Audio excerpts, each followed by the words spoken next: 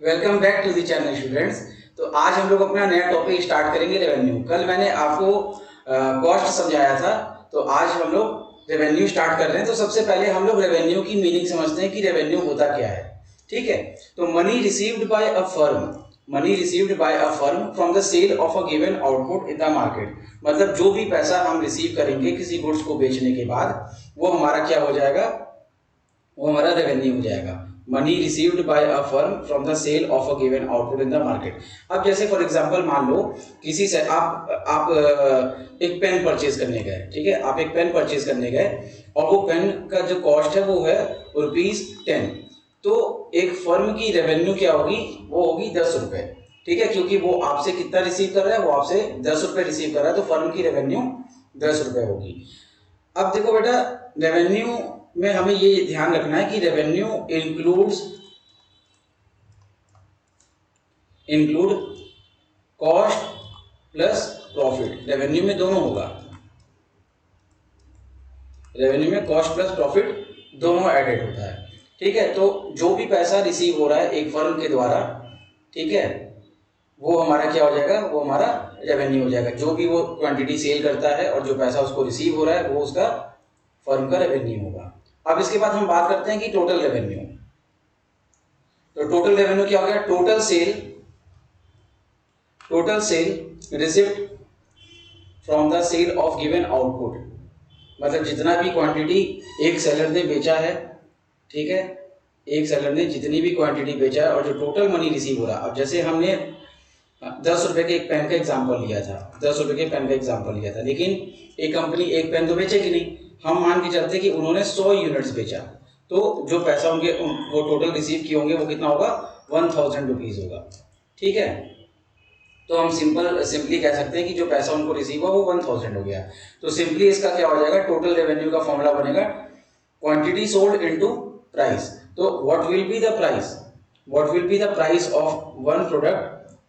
तो एक प्रोडक्ट का दाम कितना था, ₹10 था, और कितनी क्वांटिटी उन्होंने बेचा, 100 यूनिट्स बेचा, तो टोटल कितना रेवेन्यू हो गया, टोटल रेवेन्यू हो गया ₹1000। Is it clear. तो output sold into what, into price. Now average revenue, revenue का मीनिंग हम जान चुके हैं, टोटल रेवेन्यू की मीनिंग हम जान चुके हैं। अब हम बात करते हैं एवरेज रेवेन्यू। तो एवरेज रेवेन्यू का मतलब ही क्या हो गया कि हमें क्या करना होगा, जो टोटल रेवेन्यू है उसको डिवाइड करना होगा नंबर से, जितने नंबर ऑफ आउटपुट हमने बेचा होगा।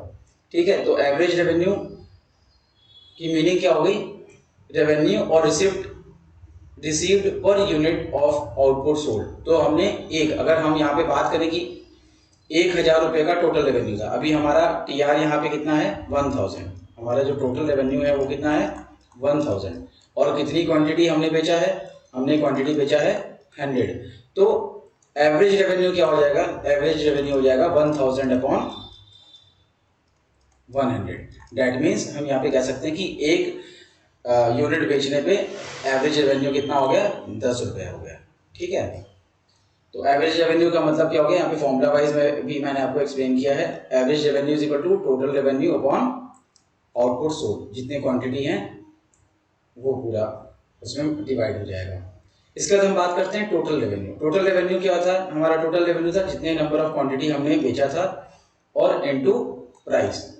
ये यहाँ पे कुछ नहीं है, ठीक है, इनटू प्राइस और you can say output sold. इसके बाद नेक्स्ट फॉर्मूला जो हमने पढ़ा था एवरेज रेवेन्यू का, उसमें हमें क्या करना होता था, हमें आउटपुट को डिवाइड करना होता था क्वांटिटी से। आउटपुट को हमें डिवाइड करना था क्वांटिटी से।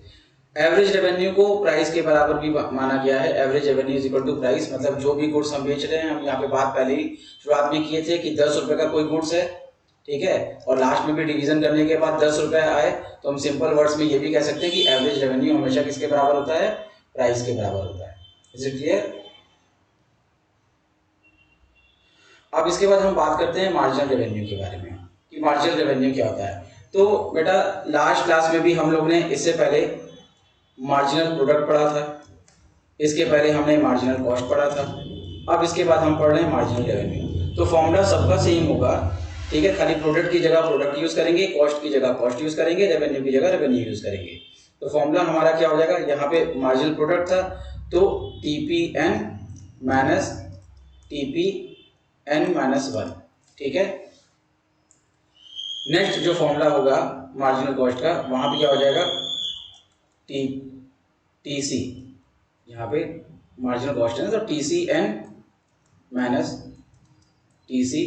एन माइनस 1, ठीक है। और मार्जिनल रेवेन्यू क्या हो जाएगा, वही फॉर्मूला डिराइव होगा यहीं से, टी आर एन माइनस 1। तो फॉर्मूला, जैसे कि हम लोग ने फॉर्मूला अभी सीखा है, तो जैसे इससे पहले हमने आपको मार्जिनल कॉस्ट बताया था, मार्जिनल प्रोडक्ट बताया था, सेम टू सेम हमें क्या करना होगा, मार्जिनल रेवेन्यू भी निकालना होगा। तो मार्जिनल रेवेन्यू को हम कैसे डिफाइन कर सकते हैं कि additional revenue earned by the seller by selling an additional unit of output. जो भी एडिशनल यूनिट ऑफ आउटपुट, मतलब एक कमोडिटी अगर हम और बढ़ा के बेच दें तो हम कितना एडिशनल रेवेन्यू अर्न कर पाएंगे, ठीक है, कितना रेवेन्यू अर्न कर पाएंगे। जैसे फॉर एग्जांपल हमने 9 यूनिट्स बेचा था और सम रुपीस हमने गेन किया था, तो जब हम 10 यूनिट्स बेचेंगे, मतलब एक गुड्स का एडिशन हुआ, तब हम कितनी रेवेन्यू और जनरेट कर लिए, कितनी मार्जिनल रेवेन्यू और जनरेट कर लिए। तो यही हमारा क्या हो जाएगा, एडिशनल, मतलब additional revenue earned by the seller by selling an additional unit of output. एक एडिशनल यूनिट ऑफ आउटपुट बेचने के बाद उसको इतना और अर्निंग होता है, ये हमारा क्या हो जाएगा, ये मार्जिनल रेवेन्यू हो जाएगा। तो मार्जिनल रेवेन्यू का फॉर्मूला क्या है, मार्जिनल रेवेन्यू का फॉर्मूला है TRN और TRN-1। इसके बाद मार्जिनल रेवेन्यू हम लोग ने कल भी जैसे डिफाइन किया था कॉस्ट से, वहाँ पे हम क्या कर रहे थे, टोटल कॉस्ट को डिवाइड कर रहे थे क्वांटिटी से। हम यहाँ पे मार्जिनल रेवेन्यू को क्या करेंगे, मार्जिनल रेवेन्यू को जो डेल्टा, जो चेंज इन रेवेन्यू होगा, change in total revenue delta TR upon delta Q, change in quantity, मतलब एक क्वांटिटी एक्स्ट्रा बेचे तो इसमें मान के चलते हैं कि अगर रेवेन्यू हम 100 जनरेट कर रहे थे तो इसमें हम रेवेन्यू जनरेट कर रहे हैं 120, तो एडिशन कितने का हुआ, यहाँ पे एडिशन हुआ 20 रुपए का, और यहाँ पे एडिशन कितने का हुआ 1, तो यहाँ पे क्या करेंगे 20 अपॉन, यहाँ पे हम क्या करेंगे 20 अपॉन 1 लिख देंगे, ठीक है, मतलब एक एडिशनल यूनिट बेचने पे हमें 20 रुपए का एक्स्ट्रा फायदा हुआ। अच्छा, हमें अगर TR निकालना है MR से, तो क्या होता है समेशन ऑफ MR, मतलब मार्जिनल रेवेन्यू का हमें क्या करना होगा, एडिशन करना होगा, तो हमारा टोटल रेवेन्यू निकल जाएगा। तो बेटा आप लोग ये फॉर्मूला जो है इसको याद कर लीजिएगा, क्योंकि न्यूमेरिकल बेस्ड क्वेश्चंस भी आते हैं और वो आपको हेल्पफुल रहेंगे सॉल्व करने में। Is it clear? अब हम बात करते हैं कि relationship between AR and MR, ठीक है। अब हम AR और MR के बीच में रिलेशनशिप समझेंगे कि इनके बीच में रिलेशन होता क्या है।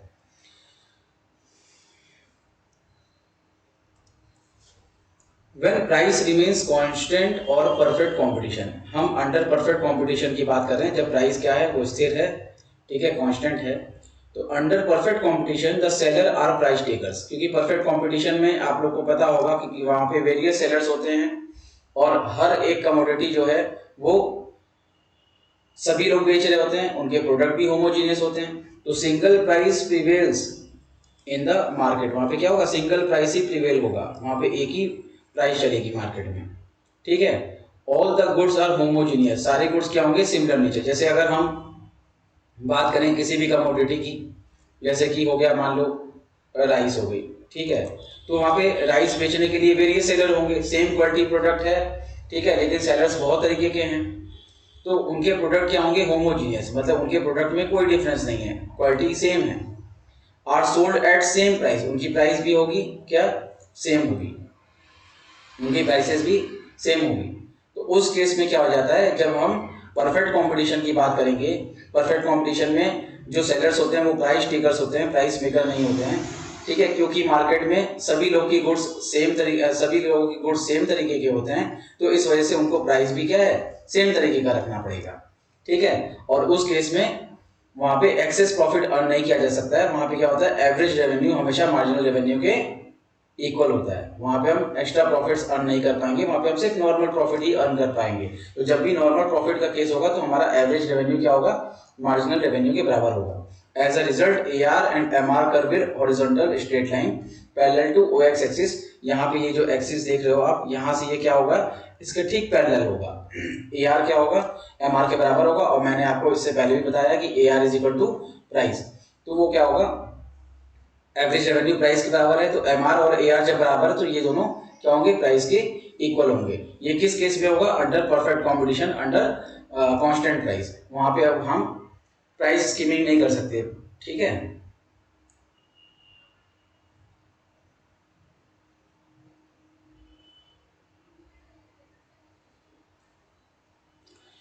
अब हम इसके बीच में रिलेशन देखेंगे, टीआर और एमआर के बीच में क्या रिलेशन है। व्हेन प्राइस रिमेन्स कांस्टेंट और इन परफेक्ट कंपटीशन, यहाँ पे भी परफेक्ट कंपटीशन की बात किया गया है। When there exist single price, जहाँ पे सिंगल प्राइस प्रिवेल करेंगी, the seller can sell any quantity at that price, ठीक है। क्यों, क्योंकि प्राइस तो सेम है। जैसे कि अगर हम किसी भी फूड आइटम की बात करें तो उसकी क्वालिटी सेम है, क्वालिटी क्या है, सेम है, और प्राइस भी क्या है, प्राइस भी सेम है, प्राइस भी सेम है। तो प्राइस सेम होने की वजह से, क्वालिटी सेम होने की वजह से हम क्या करेंगे, कितनी भी क्वांटिटी को बेच सकते हैं, वहां पे कोई रेस्ट्रिक्शन नहीं है। जिसके पास ज्यादा क्वांटिटी होगा वो ज्यादा सेल करेगा, जिसके पास कम क्वांटिटी होगा वो कम सेल करेगा।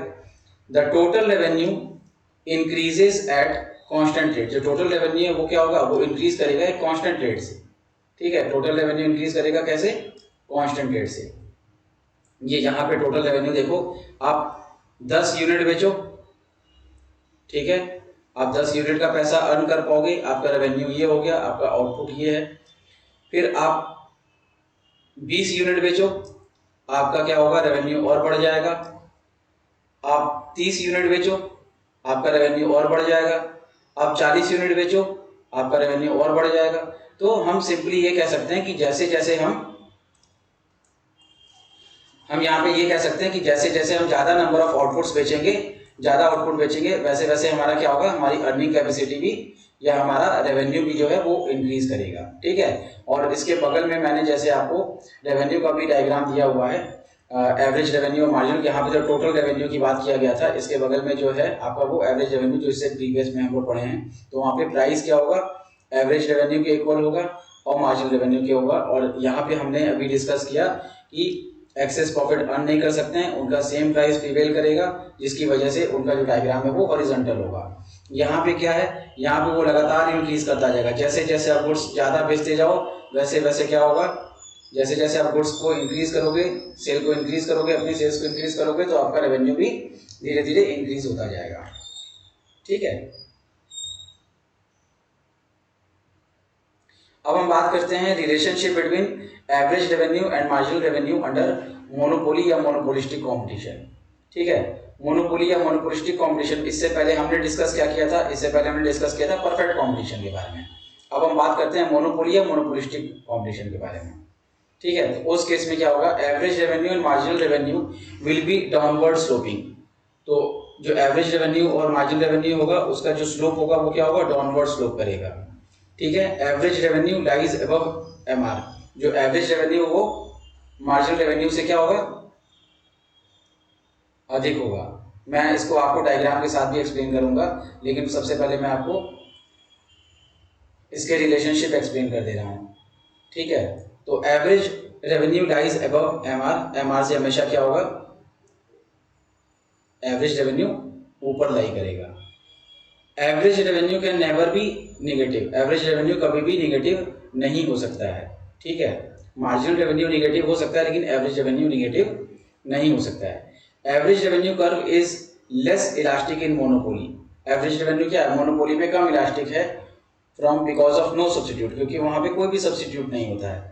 क्योंकि आप ये समझो कि आप अकेले सेलर हो किसी गुड्स को बेचने के लिए, तो आप किसी भी प्राइस पॉइंट पे किसी गुड्स को बेच सकते हो। तो एवरेज रेवेन्यू क्या होगा आपका, आपका लेस इलास्टिक होगा मोनोपोली के केस में, क्योंकि आप एक सिंगल सेलर हो।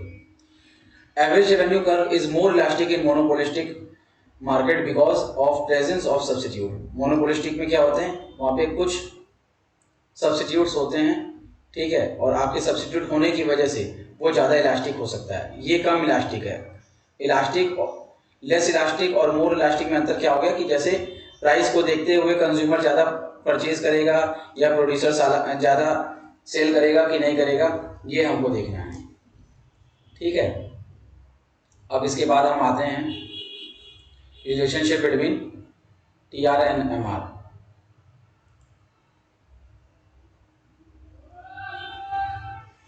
अब इनके बीच में अंतर क्या है? Under imperfect market average revenue will be downward sloping which shows more units can be sold at lesser prices. imperfect competition में क्या होगा? वहां पे जो एवरेज रेवेन्यू कर्व है वो क्या होगा? डाउनवर्ड स्लोप करेगा। ठीक है, इसका मतलब क्या हो गया? ज्यादा यूनिट्स हम बेच सकते हैं कम प्राइस में। ठीक है, ये तो मार्केट का आपको सिस्टम पता ही है कि कम प्राइसेस में ज्यादा यूनिट्स को बेचा जा सकता है। ठीक,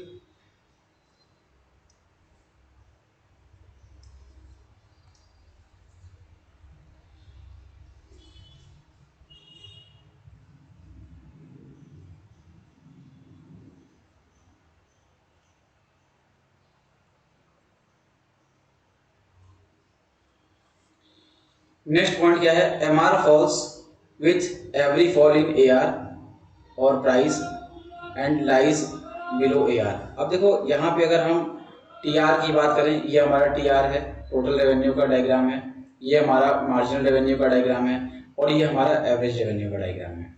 ठीक है, M R falls with every fall in A R. M R जैसे जैसे ए आर गिरेगा, ठीक है, ये जैसे रिड्यूस हो रहा है, एम आर भी फॉल करेगा। ठीक है, और ये हमेशा क्या होगा? मार्जिनल रेवेन्यू हमेशा ए आर के नीचे ही रहेगा। आप देखो ये इसके नीचे है, ठीक है, ये हमेशा इसके नीचे रहेगा, ये कभी इसके ऊपर नहीं आएगा। ठीक है, नेक्स्ट क्या है? T R increases as long as M R is positive. अब देखो यहाँ पे हम अगर ये यहाँ से यहाँ तक की बात करें, ये एक हमारा डॉट हो गया और एक हमारा ये डॉट हो गया। ठीक है, यहाँ से यहाँ तक। तो टोटल रेवेन्यू कब तक इंक्रीज कर रहा है? यहाँ से देखो आप, टोटल रेवेन्यू लगातार इंक्रीज कर रहा है, यहाँ तक इंक्रीज किया total revenue.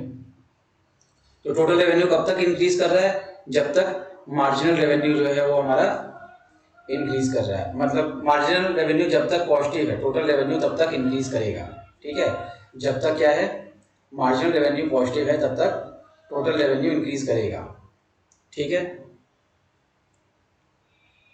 T R increases as long as M R is positive. T R बढ़ता रहेगा जब तक एम आर क्या हो? मार्जिनल रेवेन्यू जीरो तक नहीं आए तब तक टी आर बढ़ता रहेगा, इंक्रीज करता रहेगा।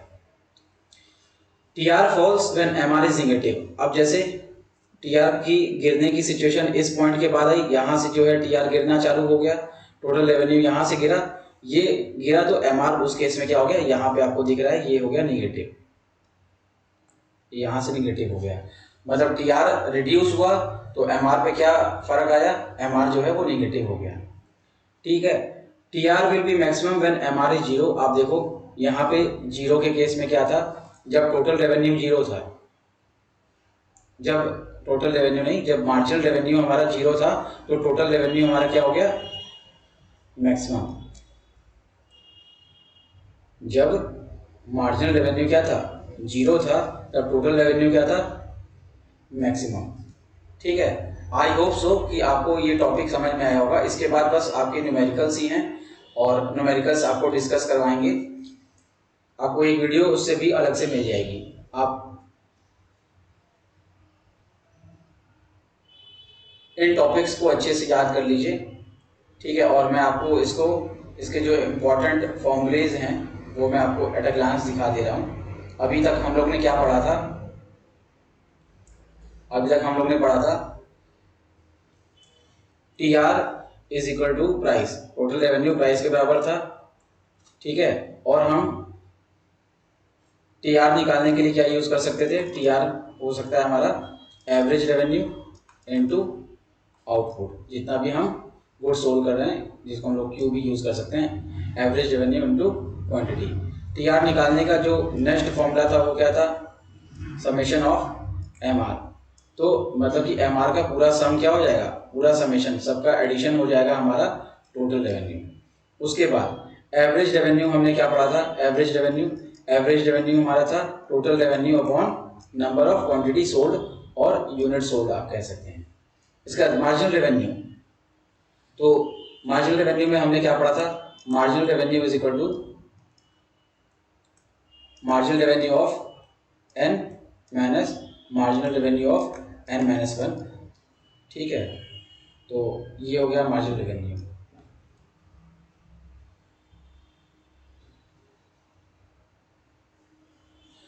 तो आई होप सो आपको ये टॉपिक समझ में आया होगा और मैं आपका फीडबैक का वेट करता हूँ। और मैं आप कोशिश करो कि कुछ ना कुछ अगर आपको प्रॉब्लम लगे या डाउट लगे तो आप इस वीडियो के लास्ट में कमेंट बॉक्स पे आप मैसेज करो, मैं उसको जरूर आपके से रिलेटेड वीडियो जरूर बनाऊंगा। Thank you.